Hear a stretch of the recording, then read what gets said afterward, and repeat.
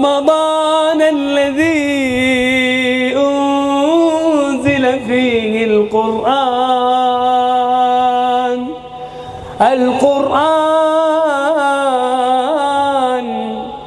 هدى للناس وبينات من الهدى والفرقان. السلام عليكم ورحمة الله وبركاته.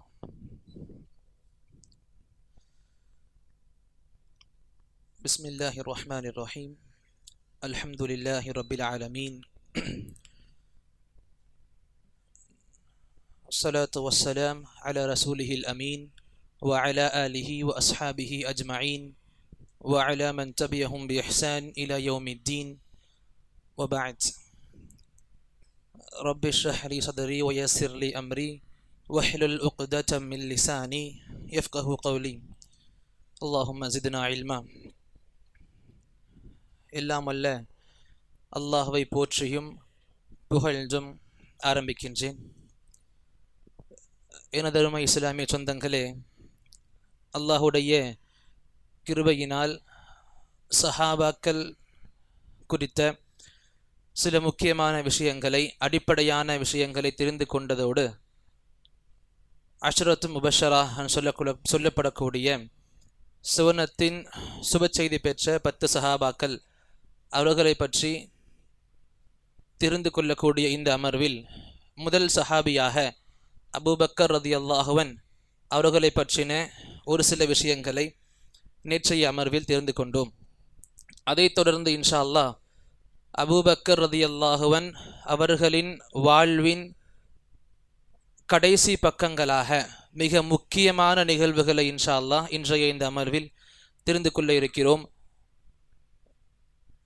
இந்த சில நிகழ்வுகள் அபூபக்கர் ரலியல்லாஹு அன்ஹு அவர்களின் வாழ்வின் மிக முக்கியமான நிகழ்வுகளாக கண்டிப்பாக இருக்கும். அதே சமயத்தில் இந்த நிகழ்வுகளை சரியாக புரிந்து கொண்டால் அல்ஹம்துலில்லாஹ் அபூபக்கர் ரலியல்லாஹு அன்ஹு அவர்களை ஏன் நாம இந்த அளவுக்கு உயர்த்தி அபூபக்கர் அப்படின்னு அந்தஸ்தில் வச்சிருக்கோன்றது கண்டிப்பாக புரிஞ்சுப்போம். அன்பார்ந்தவர்களே, தன்னுடைய செவிகளை சாய்த்து விஷயங்களை தெளிவாக கேட்டுக்கொள்ளுங்கள். நேற்றைய அமர்வு தெரிஞ்சுக்கிட்டோம், அபூபக்கர் ரலியல்லாஹு அன்ஹு அவர்களுக்கு நபி முஹம்மது அலைஹிஸ்ஸலாத்து வஸ்ஸலாம் அவர்களோடு இருந்த பிணைப்பு, நபியோடு இருந்த அந்த உறவு, நபியின் நெருக்கம் சம்பந்தமாக நிறைய விஷயங்களை தெரிந்து கொண்டிருந்தோம். நபியின் நெருக்கம் எந்த அளவுக்கு அபூபக்கர் ரலியல்லாஹு அன்ஹு அவர்களுக்கு கிடைச்சது அப்படின்னா, இதனுடைய ஒரு வெளிப்பாடு நமக்கு நபி அலைஹிஸ்ஸலாத்து வஸ்ஸலாமுடைய கடைசி தினங்கள் அழகாக பார்க்க கிடைக்கும். நபி அலைஹிஸ்ஸலாத்து வஸ்ஸலாமுடைய கடைசி தினங்களில் நபி அலைஹிஸ்ஸலாத்து வஸ்ஸலாம் தன்னுடைய மரணத்தை பற்றின அறிகுறிகளை வெளிப்படுத்த ஆரம்பித்தாங்க. அல்லாஹ் ரப்புல் ஆலமீனுடைய இந்த மரணம் சம்பந்தமான நமக்கு, குறிப்பாக நம்முடைய நபி அவர்கள் அல்லாஹ் ரப்புல் ஆலமீன் நிர்ணயித்த இந்த மரணம் சம்பந்தமான ஒரு சில அறிகுறிகளை முன்னதாகவே எடுத்துரைக்க ஆரம்பித்தார்கள். அந்த அடிப்படையில் நபி அலைஹிஸ்ஸலாத்து வஸ்ஸலாம் ஹுத்பா பயான் பண்ணிக்கிட்டு இருக்கும் பொழுது சொல்லுவாங்க, சஹாபாக்கள் கவனமாக கேட்டுட்டு இருப்பாங்க. அப்போ சொல்லுவாங்க, அல்லாஹ் ரப்புல் ஆலமீன் தன்னுடைய ஒரு அடியானுக்கு 2 வாய்ப்புகளை கொடுத்திருந்தான், 2 ஆப்ஷன்ஸை கொடுத்திருந்தான். ஒன்று, இந்த உலகத்தில் இன்னும் பல ஆண்டுகள் வாழ்ந்து கொண்டு உலகத்தின் சுகங்கள் அனுபவித்துக் கொள்ளலாம். 2வதாக அல்லாஹ் தன்னின் பக்கம் அழைத்து கொண்டு தன்னிடத்தில் உள்ள சுகங்களை கொடுக்க விரும்புகிறான். அந்த அடியான் உலகத்தின் வாழக்கூடிய இந்த வாய்ப்பை விட அல்லாஹ்விடம் சென்று அல்லாஹ்வின் நிஅமத்துகளை சுவைக்கக்கூடிய அந்த வாய்ப்பினை தேர்ந்தெடுத்து கொண்டான். இந்த விஷயங்களை சொல்லும் பொழுது சஹாபாக்கள் கவனமாக கேட்டுக்கிட்டு இருந்தாங்க. எங்கேயோ அழுகிற குரல் வருது, தேம்பி தேம்பி அழுகிறாங்க. யாருன்னு பார்த்தா அபூபக்கர் ரலியல்லாஹு அன்ஹு.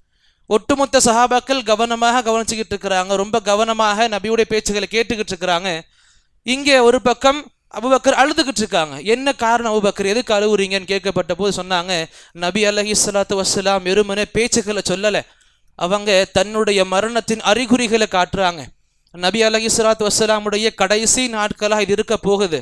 இனி நம்மோடு நபி அலைஹிஸ்ஸலாத்து வஸ்ஸலாம் அதிகமான நாட்கள் பயணிக்க மாட்டாங்க. இந்த விஷயத்தை சஹாபாக்கள் எல்லாரையும் விட முதல் முறையாக, முதல் நபராக, முதல் சஹாபியாக நபியின் மரணத்தை தெரிந்து கொண்ட நபர் சஹாபி அபூபக்கர் ரலியல்லாஹு அன்ஹு. சுப்ஹானல்லாஹ். இந்த விஷயத்தை ஏன் இப்ப சொல்றேன் அப்படின்னா, ஒரு சில நிமிடங்களுக்கு பிறகு நமக்கு தெளிவாக புரிஞ்சிரும். நபி அலைஹிஸ்ஸலாத்து வஸ்ஸலாமுடைய மௌத்தின் அறிகுறியை கண்டு இந்த அளவுக்கு அழுத இந்த அபூபக்கர் ரலியல்லாஹு அன்ஹு, நபி உண்மையிலேயே மரணித்த போது, நபிக்கு மரணம் நிகழ்ந்த போது ஒட்டுமொத்த சஹாபாக்களும் நிலை தடுமாறி போனாங்க, நிலை குலைஞ்சு போனாங்க. எந்த அளவுக்கு? சஹாபாக்கள் வாயிலாக கேட்க விரும்புறீங்க அப்படின்னா இதோ கேளுங்க. ஃபாத்திமா ரலியல்லாஹு அன்ஹா அழகா சொல்லுவாங்க, சுப்பத் அலைய மஸாஇபுல் லவ் அன்னஹா சுப்பத் அலல் ஐயாமி சிர்ன லயாலியா. என்னுடைய தகப்பனாரின் மரணத்தின் போது என்னை வந்தடைந்த இந்த முசீபத்துகள், கஷ்டங்கள் வெளிச்சம் மிகுந்த பகல்களை வந்தடைந்தால் அந்த வெளிச்சம் மிகுந்த பகல்கள் இருள் நிறைந்த இரவுகளாக மாறிவிடும். பகல் நேரங்கள்ல இந்த முசீபத்துகள் வந்திருந்தா பகல் போய் இருளாயிட்டு இருக்கும். அந்த அளவுக்கு ரொம்ப கடுமையான முசீபத்துகள் என் மீது வந்துச்சு. அனஸ் சொல்லுவாங்க, மதினாவுக்கு நபி வந்தபோது மதினாவினுடைய ஒவ்வொரு தெருவிலும் ஒளிமயமான எதிர்காலம் தென்பட்டுச்சு. இஸ்லாம் அழகாக பரவுச்சு. இஸ்லாத்துடைய வெளிச்சங்கள் ஒவ்வொரு தெருவிலும் ஒளிமயமாக இருந்துச்சு. அதே நபி எங்களை விட்டு போகும்போது, எங்களை விட்டு மரணம் அடைந்த போது எங்க மதினாவை நாங்க பார்த்தோம், மிக இருள் நிறைந்த ஒரு மண்டலமாக பார்த்தோம். உண்மையிலேயே வானம் இருட்டி போகல. நபியுடைய மரணத்தின் பால் வந்த அந்த நிகழ்வுகள் சஹாபாக்கள் எப்படி உணர்ந்தாங்க? எல்லாமே இருந்து எதுவும் இல்லாம புரிஞ்சுக்கிட்டாங்க. பக்கத்துல எல்லாமே இருக்குது, சஹாபாக்கள் தோழர்கள் இருக்கிறாங்க, குடும்பங்க குட்டிகள் இருக்குது, எல்லாமே இருந்தும் கூட நபி கிடையாது. இனி என்ன பண்ண போறோம்? இந்த உலகமே பிளாங்க் ஆயிருச்சு அவங்களுக்கு. இந்த அளவுக்கு ரொம்ப கஷ்டப்பட்டாங்க. ஏன் மற்ற சஹாபாக்களை விடுங்க, எந்த சஹாபியை நாம மாவீரன்னு சொல்லுவோமோ, வீரத்திற்கு அடையாளம்னு எடுத்து காண்பிப்போமோ, அத்தகைய உமர் ரலியல்லாஹு அன்ஹு, சுப்ஹானல்லாஹ், அவங்க நிலை தடுமாறி போய் நின்றாங்க. என்ன பண்றதுன்னு தெரியல. நபியுடைய மரணத்தை தாங்கிக் கொள்ள முடியல. என்ன பண்றாங்க? தன்னுடைய வாளை உரை எடுத்துக்கிறாங்க. உரையிலிருந்து வாளை வெளியே எடுத்து சொல்றாங்க, முஹம்மது இறந்துட்டார்னு யாரு சொன்னாலும் பரவாயில்ல, யாரு சொன்னாலும் அவங்களுடைய உடலை முண்டமா ஆக்கிடுவேன், உடலிலிருந்து தலையை துண்டிச்சிருவேன். நாங்க அந்த எடுத்த வாளை கையில ஓங்கி நின்றுட்டு இருந்தாங்க, கையில வச்சு நின்றுகிட்டு இருந்தாங்க. யாரும் முஹம்மதை இறந்துட்டாருன்னு சொல்லக்கூடாது, முஹம்மது இறந்து போகல. அந்த மாதிரி நிலை தடுமாறி போய் நின்றாங்க. சுப்ஹானல்லாஹ். ஒட்டுமொத்த சஹாபாக்களும் அழுது கொண்டிருந்தாங்க. அபூபக்கர் ரலியல்லாஹு அன்ஹு அவங்க அழுகாம இருந்தாங்க. எப்படி? ஒரு நிகழ்வு அப்படியும் இருந்துச்சு. நபியுடைய மரணத்தின் அறிகுறியை கேட்டே தேம்பி தேம்பி அழுது அபூபக்கர் ரலியல்லாஹு அன்ஹு. நபியின் மரணம் நிகழ்ந்த போது ஒட்டுமொத்த சஹாபாக்களும் அழுது கொண்டிருந்தாங்க. இங்க அபூபக்கர் அழுகல. அந்த பயான் சொல்லும் பொழுது எந்த சஹாபியும் அழுகல, இவங்க மட்டும் அழுதுகிட்டு இருந்தாங்க. இங்க நபி மரணம் நிகழ்ந்த போது எல்லாருமே அழுதுகிட்டு இருக்காங்க, இவர் மட்டும் அழுகல. இங்க அபூபக்கரும் அழுதிருந்தா இந்த உம்மத்தை யார் சமாளிச்சிருப்பா? அந்த நேரத்துல அபூபக்கரும் அழுதிருந்தா இந்த உம்மத்தை யார் சமாளிச்சிருப்பா? சுப்ஹானல்லாஹ். வராங்க, வெளியிருந்து மதினாவுக்கு வராங்க. நேரடியா நபியுடைய ஜனாசா வைக்கப்பட்ட அறைக்கு போறாங்க. நபியின் மீது போத்தப்பட்ட போர்வையை எடுக்கிறாங்க. நபியை பார்த்து நபியின் முகத்துக்கு முத்தமிடுறாங்க. முத்தமிடும் பொழுது கண்கள்ல இருந்து லைட்டா கண்ணீர் வருது. சமாளிச்சுக்கிட்டு வெளியே வராங்க. மஸ்ஜித் நபிக்குள்ள போறாங்க. அங்க போய் அழகாக சொல்லுவாங்க, அலா, நல்லா கவனிச்சுக்கோங்க, மன் கான யஅபுது முஹம்மதன் ஃபஇன்ன முஹம்மதன் கத் மாத். முஹம்மதை யாரெல்லாம் வணங்கி வந்தீர்களோ கேட்டுக்கொள்ளுங்கள், முஹம்மத் இறந்து போய்விட்டார். ஒமன் கான யஅபுதுல்லாஹ ஃபஇன்னல்லாஹ ஹய்யுல் லா யமூத். இன்னும் யாரெல்லாம் அல்லாஹ்வை வணங்கி வருகிறீர்களோ நினைத்துக் கொள்ளுங்கள், கேட்டுக்கொள்ளுங்கள், அல்லாஹ் ரப்புல் ஆலமீனுக்கு மரணம் கிடையாது, என்றும் நிலைத்திருப்பவன் அவன் சொன்னாங்க. சுப்ஹானல்லாஹ். உமர் ரலியல்லாஹு இந்த வாசகங்களை கேட்ட பிறகுதான் கீழே கொஞ்சம் கொஞ்சமா உட்கார ஆரம்பிக்கிறாங்க. பிறகு வசனங்களை ஓதி காமிக்கிறாங்க. சூரத்து ஆல இம்ரானுடைய 144வது வசனத்தை ஓதி காமிக்கிறாங்க. சுப்ஹானல்லாஹ். அல்லாஹ்வுடைய வசனம் அது. வமா முஹம்மதுன் இல்லா ரசூல். முஹம்மது என்பவர் ரசூல் மட்டும்தான். அவங்களுக்கு முன்னாடி நிறைய ரசூல்மார்கள் போயிருக்காங்க. கத் கலத் மின் கப்லிஹி ருசுல் அஃப இம்மாத அவ் குத்திலன் கலபதும் அலா அகாபிக்கும். அந்த ரசூல் இறந்தாலோ அல்லது கொலை செய்யப்பட்டாலோ உங்கள் மார்க்கத்தை விட்டு வெளியே போயிருவீங்களா? அல்லாஹ் ரப்புல் ஆலமீனுடைய இந்த வஹியை, இந்த வசனங்களை எடுத்து முன் வைக்கிறாங்க. உமர் ரலியல்லாஹு அன்ஹு அவங்க சொல்லுவாங்க, இந்த வசனத்தை கேட்கும் பொழுது இப்பதான் அல்லாஹ் இறக்குன மாதிரி எங்களுக்கு தோணுச்சு. இதுக்கு முன்னாடி அல்லாஹ் இறக்காம இப்பதான் அல்லாஹ் இறக்குற மாதிரி எங்களுக்கு தோணுச்சுன்னாங்க. ஆனா அல்லாஹ் அப்ப இறக்குற வசனத்தை அல்லாஹ் நபிக்கு நபி உயிரோடு இருக்கும் பொழுது இறக்கிட்டான். அந்த வசனத்தை இங்க மறுபடியும் நினைவுபடுத்துறாங்க. சஹாபாக்கள் எதுவுமே புரியாமல் நிலை தடுமாறி போயிருந்தாங்க.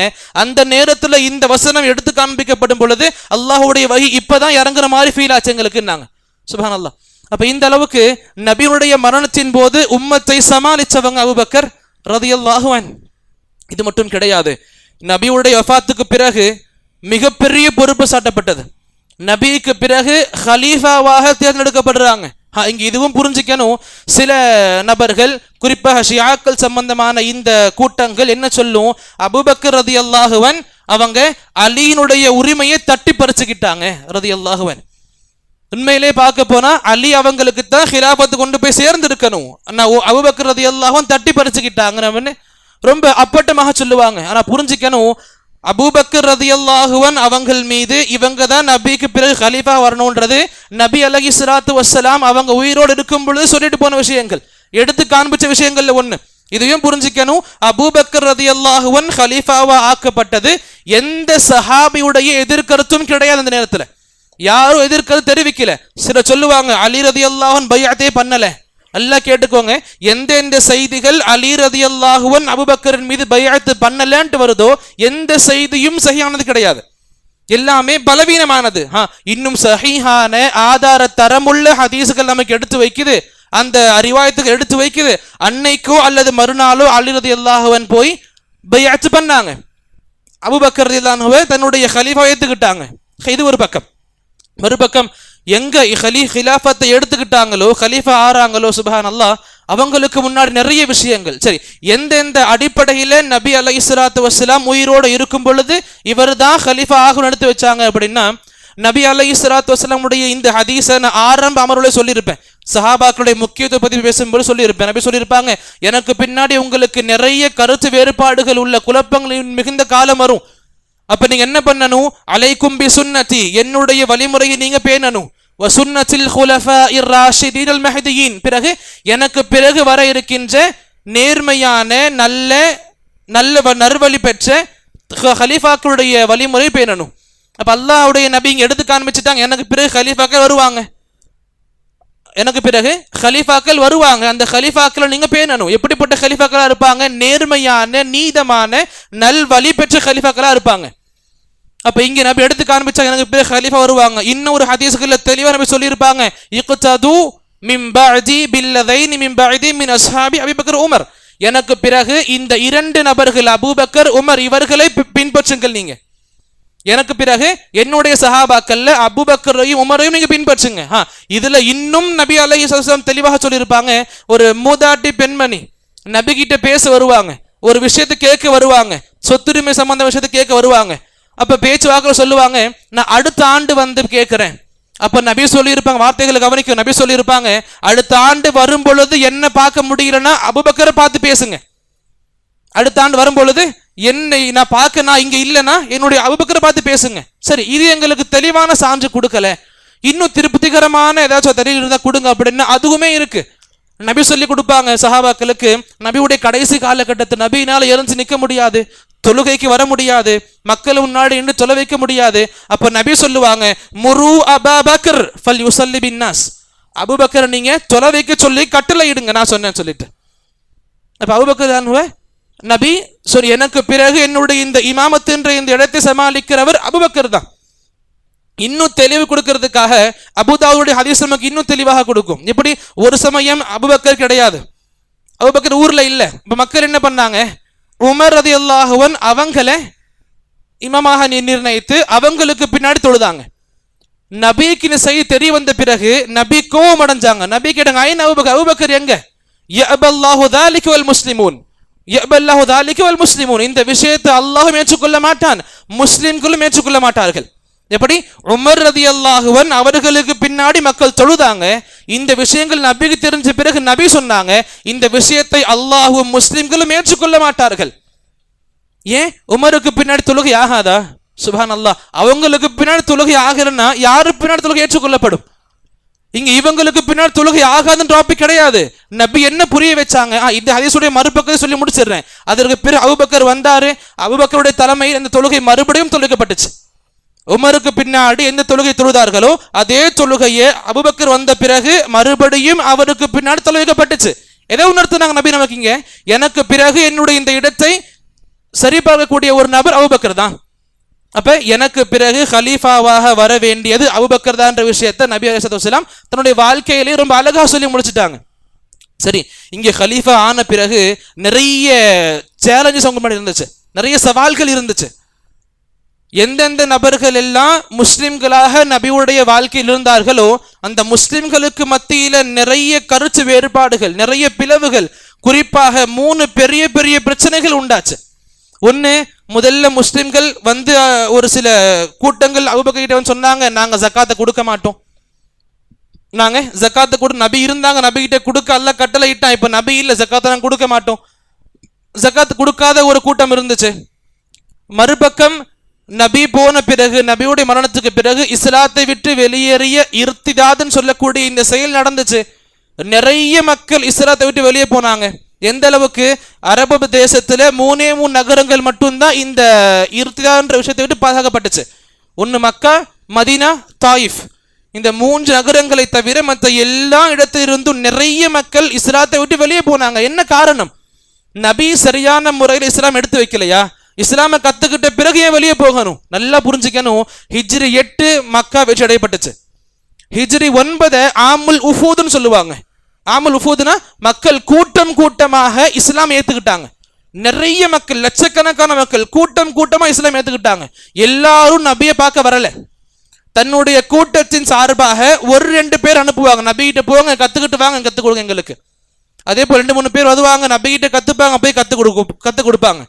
இப்படி சரியான தர்பியத் இல்லாத மக்கள் நபி இறந்த பிறகு மார்க்கத்தை விட்டு வெளியே போனாங்களே தவிர எந்த நபர்கள் நம்ம சஹாபாக்கள் சொல்லுவோமோ யாரும் மார்க்கத்தை விட்டு வெளியே போகல.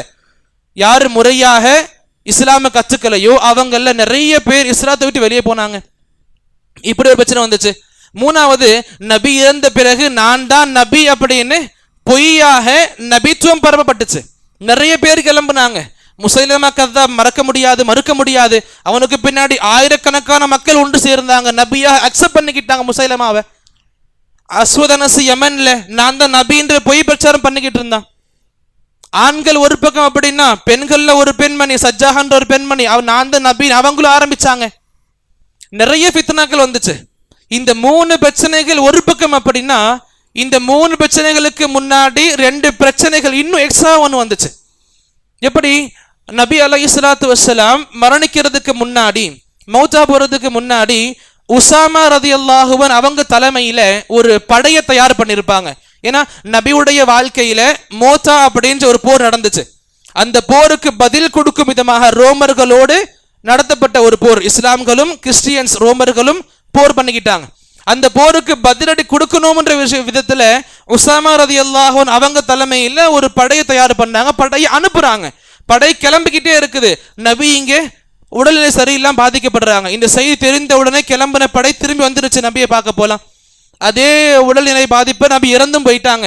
அப்ப நபி இறக்கிறதுக்கு முன்னாடி வசியத்து பண்ணிட்டு போனாங்க, இந்த உசாமாவுடைய படையை அனுப்பி வைங்க. அப்ப இந்த விஷயங்கள் ஏற்கனவே 3 பெரிய பிரச்சனைகள் முஸ்லிம்களுக்கு மத்தியில் இருக்குது. இங்க இந்த படைகளையும் நம்ம வெளியே அனுப்பிட்டா நமக்கு உதவிகரமா யாரும் இருக்க மாட்டாங்க அப்படின்னு எல்லா சஹாபாக்களும், உமர் ரலியல்லாஹு அவங்க உட்பட எல்லா சஹாபாக்களும் ஒரு பக்கம் இருந்தாங்க. அபூபக்கரே, இப்ப உசாமாவுடைய படையை அனுப்ப வேணாம், கொஞ்சம் பொறுமையா இருங்க, இந்த படை நமக்கு உதவிகரமா இருக்கும். எங்க இந்த மதீனால இந்த ஃபித்னாக்களை சரி கட்டுறதுக்கு இந்த படை நமக்கு ரொம்ப உதவிகரமா இருக்கும். ஆக இப்ப நீங்க இந்த படை அனுப்பாதீங்க. உமர் ரலியல்லாஹு அன்ஹு அவங்களும் சொன்னாங்க, இப்ப இந்த படை அனுப்ப வேணாம், இதுதான் நம்முடைய நல்ல திறனுக்கு அழகு. அப்ப அபூபக்கர் சொல்லி இருப்பாங்க, நீங்க சொல்றது இல்ல, என்னுடைய ஹிலாபத்தின் ஆரம்பம் நபியின் வார்த்தைக்கு மாறு செய்வதை கொண்டு ஆரம்பிக்க மாட்டேன். நபி வசியத்தாக சொல்லிட்டு போனாங்க, இந்த படையை அனுப்பி வையுங்க, நபியுடைய வார்த்தைக்கு மாறு செய்யும் விதமாக நான் என்னுடைய ஹிலாபத்தை துவங்க மாட்டேன். நீங்க சொல்றது என்ன? என்னைய வனவிலங்குகள், வைல்ட் அனிமல் சொல்லுவோம்ல, இந்த வனவிலங்குகள் என்ன வந்து பிடுங்கி கீறி உண்டாலும் சரி, என்னுடைய இந்த உசாமாவுடைய படையை நான் கண்டிப்பா அனுப்பியே தீர்வேன்னாங்க. சுப்ஹானல்லாஹ். இப்படி அனுப்பப்பட்டுச்சு ஒரு பக்கம். அடுத்த கட்டமாக 3 பிரச்சனைகள் சரி கண்டாங்கல்ல, 3 பிரச்சனைகள் எதிர்கொண்டாங்கல்ல. ஒன்னு, ஜக்காத்தை கொடுக்க மாட்டேன்னு சொன்னவங்க. 2வது முர்த்ததீன்கள் இஸ்லாத்தை விட்டு வெளியேறினவங்க, மூணாவது பொய்யான நபின்னு சொல்லி பிரச்சாரம் பண்ணவங்க. இந்த 3 பிரச்சனைகளையும் இப்ப கையாளணும். எப்படி சரி கட்டுறது? சஹாபாக்கள் இதுலயும் ஆலோசனை கொடுத்தாங்க. இதுல ஜகாத்து கொடுக்காதவங்களை இப்ப ஓரம் கட்டுவோம், ஃபுல்லா மன்னிச்சிருவோம் சொல்லல, இப்போதைக்கு ஸ்கிப் பண்ணுவோம். இதை விட பெரிய ஃபித்னாக்களாக இஸ்லாத்தை விட்டு வெளியே போறதும் இருக்குது, நான் தான் நபின்னு போய் பிரச்சாரம் பண்றதும் இருக்குது. அப்ப ஜகாத்து கொடுக்காத மக்களை இப்போதைக்கு ஸ்கிப் பண்ணுவோன்றாங்க. உமர் ரலியல்லாஹு அன்ஹு அவங்கள சஹாபாக்கள் அனுப்புறாங்க, நீங்க போய் பேசுங்க, தலைவர் கேட்பாரு. அவங்க உமர் தான் போய் பேசுறாங்க, அபூபக்கரே இப்ப இதையாச்சும் கேளுங்க, உஸமா படை அனுப்பியாச்சு, இப்ப இதையாவது கேளுங்க, இந்த ஜகாத்து கொடுக்காத மக்களை நம்ம ஒன்றும் பண்ண வேணாம். நபியுடைய ஹதீஸையும் சொல்லுவாங்க, நபி சொல்லியிருக்காங்கல்ல, உம்மீர்து அன் உகாத்தில நாஸ் ஹத்தா யகூலு லா இலாஹ இல்லல்லாஹ், மக்கள் லா இலாஹ இல்லல்லாஹ் சொல்ற வரைக்கும், எந்த மக்கள் எல்லாம் லா இலாஹ இல்லல்லாஹ் சொல்லி இருக்காங்களோ அவங்கள நீங்க கொலை பண்ணக்கூடாது, அவங்கள கொலை பண்ணக்கூடாதுன்னு அல்லாஹ் கட்டளை இட்டு இருக்கா. நபி சொன்ன ஹதீஸும் எடுத்து வைப்பாங்க. அப்ப இந்த மக்கள் ஜகாத்தை கொடுக்கல, ஆனா களிமா சொல்றாங்க தானே, அப்ப இவங்க முஸ்லிம்கள் அடிப்படையில் இப்போதைக்கு ஸ்கிப் பண்ணுவோம். அப்ப உமர் தான் சொல்லுவாங்க, யன்கசுத்தீனு வ அன ஹய், நான் உயிரோடு இருக்கும் பொழுது முஹம்மதுடைய மார்க்கத்தில் குறையை வர விட மாட்டேன். நான் உயிரோடு இருக்கும் பொழுது முஹம்மதுடைய மார்க்கத்தில் குறையை கண்டிப்பா அக்செப்ட் பண்ணிக்க மாட்டேன், இவங்களோடு சண்டை போடுவேன். என்ன உமர் நீங்க வந்து பேசுறீங்களா? உமரை கண்டிக்கிறோன்னு பேசுனாங்க. ஜப்பாருன் ஃபில் ஜாஹிலியத்தி ஹர்ராகுன் ஃபில் இஸ்லாம், அறியாமை காலத்துல வீரனாக இருந்த நீங்க இஸ்லாம் ஏத்துக்கிட்ட பிறகு சகிச்சுக்கிட்டு போறதா? உமரை கண்டிக்கிறோன்னு பேசுனாங்க. சுப்ஹானல்லாஹ். உமர் ரலியல்லாஹு அன்ஹு இந்த வார்த்தைகளை கேட்டு அவங்களும் புரிஞ்சுக்கிட்டாங்க, அபூபக்கரோட நிலை தான் சரியானது. பிறகு ஒரே சமயத்துல 3 தரப்பு மக்களிடத்துல போர் பண்ணாங்க. சுப்ஹானல்லாஹ். இது மட்டும் இல்லாம 4வதாக முதல்ல உஸமாவுடைய படையை அனுப்புனாங்க. இந்த படை அனுப்புவதனால மிகப்பெரிய வெற்றிகள் முஸ்லிம்கள் கிடைச்சிச்சு. வெற்றிகளை விட எதிரிகள் மனசுல பயம் அதிகமாச்சு. அவங்களுக்குள்ள என்னதான் பிரச்சனைகள் ஏற்பட்டாலும் வெளி எதிரிகளை இவங்க மறக்க மாட்டாங்க. வெளி எதிரிகளோடு கண்டிப்பா போர் பண்ண எப்படியாவது வந்துடுறாங்க. இப்ப நிறைய பலன்கள் நிறைய இருக்கு, இன்னும் சொல்ல போனா அப்ப நிறைய பலன்களை கொடுத்த விஷயங்கள் அபூபக்கருடைய இந்த ஆட்சி நடந்தது. சுப்ஹானல்லாஹ். அப்ப இவங்க ஆண்ட காலம் என்னவோ 2.25 ஆண்டு தான், அதிகபட்சம் 2 வருஷம் ஆண்டு இருப்பாங்க. இந்த 2.25 ஆண்டுல இவங்க பண்ண வேலை சுப்ஹானல்லாஹ் இன்னைக்கு கணக்கெடுத்து பார்த்தா 200 வருஷங்கள் ஆயிருக்கும் அந்த வேலைகள் பண்ணி முடிக்கிறதுக்கு. 2.25 வருஷத்துல 200 ஆண்டுகள்ல செய்யக்கூடிய பணிகளை அழகாக சிறப்பாக செஞ்சு முடிச்சாங்க. அவங்க மரணிக்கும் பொழுது நபியுடைய மரணத்தின் போது எப்படி மக்கள் இருந்தார்களோ அந்த நிலைமைக்கு திருப்பி கொண்டு வந்தாங்க. சுப்ஹானல்லாஹ். அப்ப இதுவும் புரிஞ்சுக்கணும், இவங்களுடைய கடைசி காலகட்டத்தில் எப்படி இருந்தாங்க மக்கள். அபூபக்கருடைய கடைசி காலத்திலையும் நல்லபடியாக புரிஞ்சுக்க முடியும். பொதுவாக மக்கள் குறை சொல்லுவாங்கல்ல எந்த விஷயத்துல, அபூபக்கர் ரலியல்லாஹு அன்ஹு அவங்களும் ஃபாத்திமா ரலியல்லாஹு அன்ஹா அவங்களுக்கு மத்தியில் நிகழ்ந்த சின்ன விஷயம். நபி இறந்த பிறகு ஃபாத்திமா ரலியல்லாஹு அன்ஹா வருவாங்க, வந்து கேட்பாங்க, என்னுடைய தகப்பன் இறந்து போனாரு, அவருடைய சொத்துல ஏதாச்சும் இருந்தா கொடுங்க, என்னுடைய பங்கு கொடுங்க.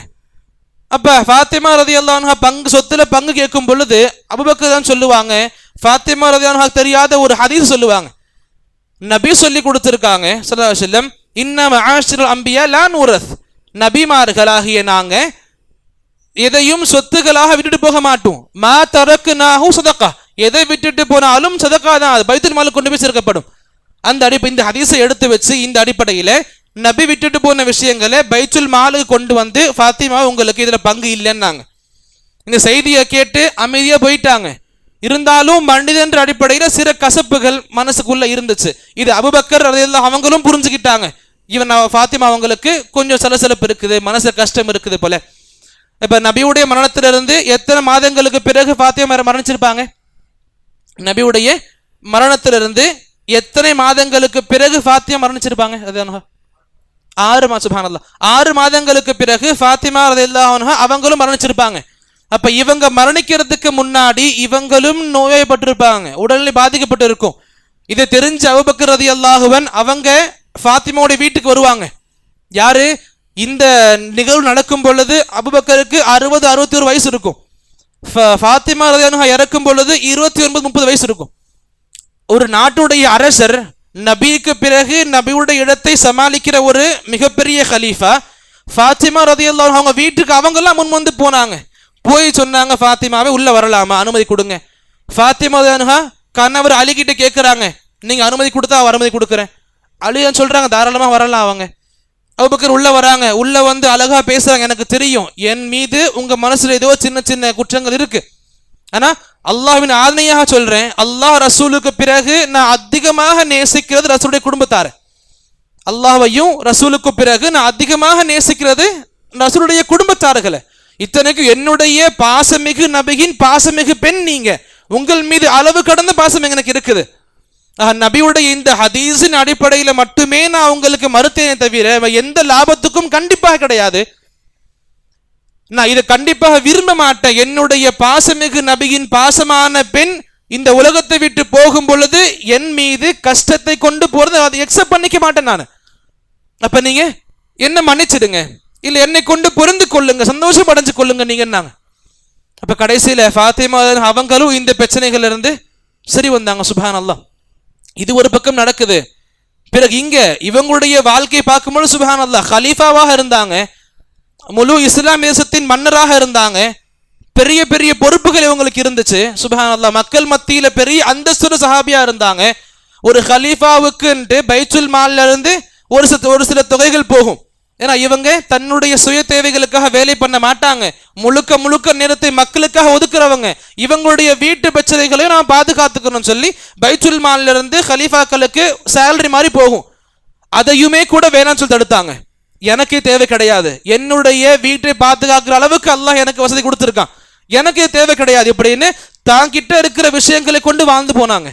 அதுவும் கடைசி காலகட்டத்தில் சுப்ஹானல்லாஹ், ஆயிஷா ரலியல்லாஹு அன்ஹா அவங்களை கூப்பிட்டு சொல்லுவாங்க, ஆயிஷாவே நான் என்னுடைய வாழ்க்கையில பைத்துல் மால்ல இருந்து 3 விஷயங்களை பயன்படுத்திக்கிட்டு இருந்தேன்.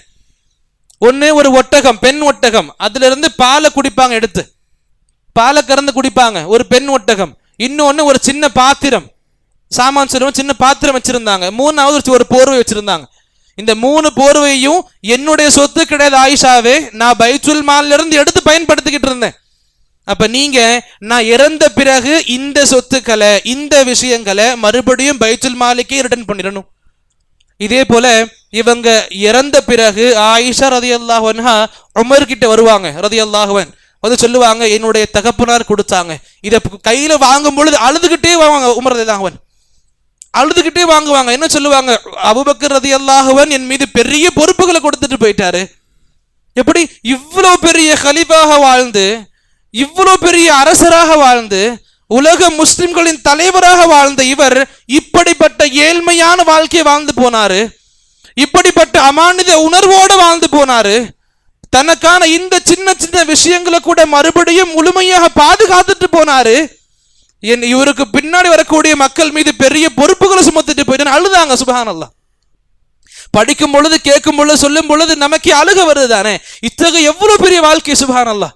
சும்மா சொல்றது ரலியல்லாஹு அன்ஹு அப்படின்னு சொல்லிட்டு என்னுடைய இப்படிப்பட்ட குணம் கொண்ட இந்த சஹாபாக்களை ஏத்துக்க மாட்டீங்க. சுப்ஹானல்லாஹ். இப்ப அபூபக்கர் ரலியல்லாஹு அன்ஹு பத்தி இன்னும் சிறப்புகள் பார்க்கும் பொழுது நிறைய பேர் சொல்லுவாங்க, குர்ஆனை தொகுத்தது உஸ்மான் ரலியல்லாஹு அன்ஹு சொல்லுவாங்க. அவங்க கிடையாது, அதை இன்ஷாஅல்லாஹ் பிறகு பார்ப்பாங்க வாழ்க்கையில. முதல்ல குர்ஆனை தொகுத்து ஒரு கிதாபுடைய தொகுத்தது அபூபக்கர் ரலியல்லாஹு அன்ஹு. சுப்ஹானல்லாஹ்.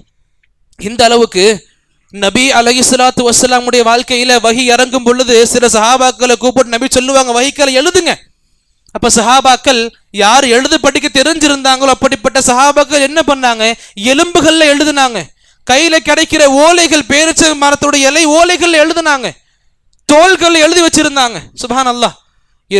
குர்ஆன் பாதுகாக்கப்பட்ட 2 விஷயங்கள்ல, ஒன்னு சஹாபாக்கள் மனசுல, இன்னொன்னு எழுத்து வடிவத்துல. என்ன நடக்குது, அபூபக்கருடைய ஆட்சியில ஒரு போர் நடக்கும், யமாமான்னு சொல்லக்கூடிய ஒரு போர் நடக்கும். அந்த போர்ல குர்ஆனை மனனம் செய்த சஹாபாக்கள், ஹாஃபிதுகள் நிறைய பேர் ஷஹீதாக்கப்படுவாங்க. நிறைய சஹாபாக்கள், ஹுஃபாஸ், ஹாஃபிஸ் சஹாபாக்கள் இறக்கப்படுவாங்க, ஷஹீதாக்கப்படுவாங்க. இது வந்த பிறகு உமர் ரலியல்லாஹு அன்ஹு ஆலோசனை கொடுப்பாங்க, அபூபக்கரே பெரிய தீர்மானம் எடுத்தாகணும். இப்ப குர்ஆனை மனனம் செய்த சஹாபாக்கள் நிறைய பேர் இல்ல நம்ம கூட, இன்னும் இப்படியே இருந்தா குர்ஆன் நம்ம விட்டு சீக்கிரமா போயிரும். குர்ஆனை ஒரு கிதாபாக தொகுத்துருங்க. ஆரம்பத்துல ஒத்துக்கல, இது பெரிய விஷயம், இது சின்ன குறை ஏற்பட்டாலும் அல்லாஹ் கிட்ட நான் போய் நிக்கணும், பெரிய விஷயம் இது, நான் இதை அக்செப்ட் பண்ணிக்க மாட்டேன். பிறகு யோசிக்கிறாங்க, பிறகு இவங்களுக்கு மனசு அல்லாஹ் தஆலா ஒரு உறுதி நிலைப்பாட கொடுக்குறான். பிறகு சொல்றாங்க, ஸைத் பின் சாபித் ரலியல்லாஹு அன்ஹு அவங்கள ஸைத் ரலியல்லாஹு அன்ஹு கூப்பிட்டு சொல்றாங்க, இவங்களுடைய தலைமையில இவங்களுக்கு பொறுப்பு கொடுக்குறாங்க, ஸைதே நீங்க இந்த குர்ஆனை நபி இருக்கும் பொழுது எழுதி வந்தீங்க. நீங்க இந்த குர்ஆனை மறுபடியும் ஒரு முழு புத்தகமாக ஒன்று சேர்த்து கொடுங்க. இந்த செய்தி வந்ததுக்கு அப்புறம் ஸைத் தான் சொல்லுவாங்க, எனக்கு அபூபக்கர் இந்த செய்தி சொல்லும் பொழுது ரொம்ப கஷ்டமா இருந்துச்சு. எந்த அளவுக்கு, எனக்கு அபூபக்கர் இந்த மலையை இங்க இருந்து தூக்கி அங்க வைங்கன்னு சொன்னா அது ஈஸியா பண்ண முடிஞ்சிடும். ஆனா இந்த விஷயத்தை கண்டிப்பா என்ன சீக்கிரம் ஏத்துக்க முடியல. ஏன்னா அல்லாஹ்வுடைய வஹி ஒன்று சேர்க்கிறது, இதன்படி உம்மத்துகள் இதன் மீது நம்பிக்கை கொண்டு இருக்கும். சின்ன குறைகள் ஏற்பட்டா மறுமை வரைக்கும் எனக்கு அந்த தப்புகளை பங்கு இருந்துகிட்டே இருக்கும். ரொம்ப அமானிதமாக, ரொம்ப அழகான முறையில் நீதமாக குர்ஆனை சரி செஞ்சு கொடுத்தாங்க, ஏற்பாடு பண்ணி கொடுத்தாங்க. அப்படி பிறகு நபி இந்த அபூபக்கருடைய கடைசி காலகட்டத்தில் இவங்க வஃபாத் ஆகும் பொழுது இதே நபி எந்த வயசுல வஃபாத் ஆனாங்களோ அதே வயசுல தான் இவங்களும் வஃபாத் ஆறாங்க. எத்தனை வயசு நபி இறந்து போனாங்க? 63 வயசுல இறந்து போனாங்க. அதே 63 வயசுல தான் அபூபக்கர் ரலியல்லாஹு அன்ஹு அவங்களும் வஃபாத் ஆறாங்க. வஃபாத் ஆன பிறகு முஹம்மது ஸல்லல்லாஹு அலைஹி வஸல்லம் அவங்களுடைய கபருக்கு அருகாமையில தஃபன் செய்யப்படுறாங்க. இங்க இதுவும் புரிஞ்சுக்கணும், அபூபக்கர் ரலியல்லாஹு அன்ஹு அவங்கள குளிப்பாட்டினது, ஜனாசா மரணிச்ச பிறகு இறந்த பிறகு குளிப்பாட்டினது அவரோட மனைவியான அஸ்மா ரலியல்லாஹு அன்ஹா. நிறைய பேர் இன்னைக்கு பொதுவாக இருக்குல்ல, கணவன் இறந்தா மனைவி கணவனை பார்க்க கூடாது, மனைவி இருந்தா கணவன் மனைவியை பார்க்க கூடாது, 2 பேரும் ஒதுங்கி போயிடணும். இஸ்லாம் அப்படி சொல்லவே கிடையாது. இஸ்லாம் இதுவரைக்கும் சொல்லுது, உன்னுடைய தாய் இறந்து போனா உன்னுடைய தாய்க்கு குளிப்பாட்ட முடியாது, அதுக்கு அனுமதி கிடையாது. இதே கணவன் மனைவிகள்ல யார் இறந்து போனாலும் கணவன் இறந்து போனா மனைவி கணவனை குளிப்பாட்டலாம். அதே போல கணவன் இறந்து போனா மனைவி இறந்து போனா கணவன் மனைவி குளிப்பாட்டலாம். மாறி மாறி யார் இறந்து போனாலும் அவங்களுக்கு யாரு கூட இருக்கிறாங்க குளிப்பாட்டலாம். அப்ப அபூபக்கர் வாழ்க்கையில இதுவும் அழகா தெரிஞ்சுக்க முடியும். அப்ப இந்த அபூபக்கர் ரலியல்லாஹு அன்ஹு நபியுடைய அருகாமை தஃபன் செய்யப்படுறாங்க. இந்த விஷயம் மூலமாக ஒரு விஷயத்தை சொல்லி முடிச்சுப்பேன் இன்ஷா அல்லாஹ். ஆயிஷா ரலியல்லாஹு அன்ஹா ஒரு கனவு ஒன்று காணுவாங்க. தன்னுடைய மடியில 3 நட்சத்திரங்கள் வந்து விழுற மாதிரி, தன்னுடைய மடியில 3 நட்சத்திரங்கள் வந்து விழுற மாதிரி கனவு காணுவாங்க. அந்த கனவு எப்படி நிவர்த்தி அடையும் அப்படின்னா, நபியுடைய மரணம் ஆயிஷா ரலியல்லாஹு அன்ஹாவுடைய அறையில வீட்டில் ஏற்படும். நபிமார்களை பொறுத்த வரைக்கும் எங்க மரணம் அடைகிறாங்களோ அங்கேயே அவங்க தஃபன் செஞ்சிடணும். அப்ப ஆயிஷா ரலியல்லாஹு அன்ஹா அவங்க வீட்டில் நபியுடைய கபர் இருக்குது. இந்த அடிப்படையில முதல் நட்சத்திரம் அவங்களுடைய மடியில இருக்குது. 2வது நட்சத்திரமாக அபூபக்கர் ரலியல்லாஹு அன்ஹு அவங்களும் ஆயிஷா ரலியல்லாஹு அன்ஹா அவங்களுடைய இல்லத்துல வீட்டுல அவங்களுடைய அறையில நபிக்கு அருகாமையில தஃபன் செய்யப்படுறாங்க. அப்ப இப்படி ஆயிஷா ரலியல்லாஹு அன்ஹாவுடைய கனவு அடிப்படையில 2 நட்சத்திரங்கள் அவங்க இல்லத்துல வந்து விழுந்திருக்குது. அப்ப இப்படி நபி அலைஹிஸ்ஸலாத்து வஸ்ஸலாமுடைய ரொம்ப பாசமான சஹாபியாக இருந்தது அபூபக்கர் ரலியல்லாஹு அன்ஹு. அப்ப இவங்களை பத்தி இன்னும் சொல்றதுக்கு எவ்வளவோ இருக்குது. இதுவரைக்கும் சொன்ன இந்த விஷயங்கள் மூலமாக அபூபக்கர் ரலியல்லாஹு அன்ஹு அவங்களுடைய திறன்களை ஓரளவுக்கு புரிஞ்சுக்க முடியும். என்னதான் சொன்னாலும் என்னதான் எழுதினாலும் அவங்களுடைய சிறப்புகளை எழுதி முடிக்க முடியாது, சொல்லி முடிக்க முடியாது. அப்ப நம்முடைய நம்பிக்கை எந்த அளவுக்கு இருக்கணுமோ கண்டிப்பாக அந்த அளவுக்கு இருந்தே ஆகணும். இந்த நம்பிக்கையில சிறிதளவு குறைகள் ஏற்பட்டாலும் சரி, அல்லாஹ் ரப்புல் ஆலமீன் கிட்ட மிகப்பெரிய பாதிப்புகளை ஏற்படுத்தக்கூடிய கருத்துக்களை மனசில் எடுத்துக்கொள்வோம். அப்ப சஹாபாக்களை சரியாக புரிஞ்சுக்கணும். குறிப்பா இத்தகைய சிறப்பு மிக்க சஹாபாக்களை இன்னும் சரியாக புரிஞ்சுக்கணும். எந்த சஹாபி சம்பந்தமாக நபி சொன்னாங்களோ சொர்க்கவாசின்னு, அந்த சஹாபி சம்பந்தமான எந்த ஒரு கருத்தையும் தப்பாக எடுத்துக்கொள்ள கூடாது. இன்னும் எந்தெந்த சஹாபாக்கள் எல்லாம் சொர்க்கவாசின்னு சொல்லப்படலையோ அவங்களும் சஹாபியாக இருக்கிறாங்க, அவங்க சம்பந்தமான எந்த ஒரு தப்பான கருத்தையும் நாம எடுத்துக்கொள்ள கூடாது. அப்ப சஹாபாக்கள் எல்லாரையும் பத்தி கண்டிப்பா தெரிஞ்சுக்கணும். அதுல மிக முக்கியமாக தெரிந்து கொள்ள வேண்டிய 10 சஹாபாக்கள் இவங்க.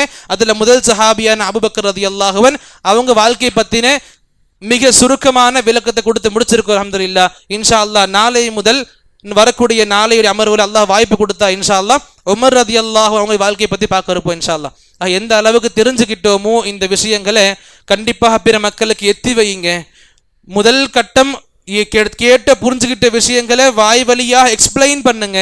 அப்படி சரியா எக்ஸ்பிளைன் பண்ண முடியல அப்படின்னா நம்ம பள்ளி சம்பந்தமா இந்த வீடியோக்கள் யூடியூப்ல வெளிவரவும் செய்யும் இன்ஷா அல்லாஹ். அந்த லிங்கையாச்சும் எப்படியாவது வாங்கியாச்சும் அனுப்புங்க. இதுவும் நமக்கு இறைப்பணி செய்யக்கூடிய மிகப்பெரிய விஷயங்கள்ல ஒண்ணு. அப்ப சஹாபாக்கள் சம்பந்தம் குறிப்பா இந்த மஹல்லால் நிறைய விஷயங்கள் நானும் காதுபட கேள்விப்பட்டிருக்கேன். சில நபர்கிட்ட பேசியும் இருக்கேன். இந்த பக்கத்து ஏரியாக்கள்ல சஹாபாக்கள் சம்பந்தமாக மிகப்பெரிய தப்பான விஷயங்கள் கொண்டு இருக்கிறாங்க. சஹாபாக்கள் பேரை சொன்னாலே அவங்கள பத்தி பேசாதீங்கன்ற அளவுக்கு மக்கள் முஸ்லிமா இருக்கிறாங்க. குர்ஆன் சுன்னா ஃபாலோ பண்ணக்கூடிய இதே கொள்கையில் இருக்கிறாங்க. ரொம்ப வருத்தமா இருக்குது. அப்ப எவ்வளவு முடியுமோ இந்த விஷயங்களை ரொம்ப உன்னிப்பா எடுத்துக்கொள்ளுங்க இன்ஷா அல்லாஹ். அல்லாஹ் நமக்கு சரியான புரிதல்களை வழங்குவானாக இன்ஷா அல்லாஹ். சஹாபாக்கள் சம்பந்தமான எந்த ஒரு தப்பான புரிதல்களையும் அல்லாஹ் நம்ம விட்டு விலக்கி வைப்பானாக. சஹாபாக்களை முறையாக ஒழுங்காக புரிந்து கொள்ளக்கூடிய உயர் பாக்கியத்தை அல்லாஹ் நம் அனைவருக்கும் வழங்குவானாக. அல்லாஹும்ம ஆமீன். வ ஆகிரு தஅவானா அனில் ஹம்துலில்லாஹி ரப்பில் ஆலமீன். அஸ்ஸலாமு அலைக்கும் வரஹ்மத்துல்லாஹி வபரகாத்துஹு.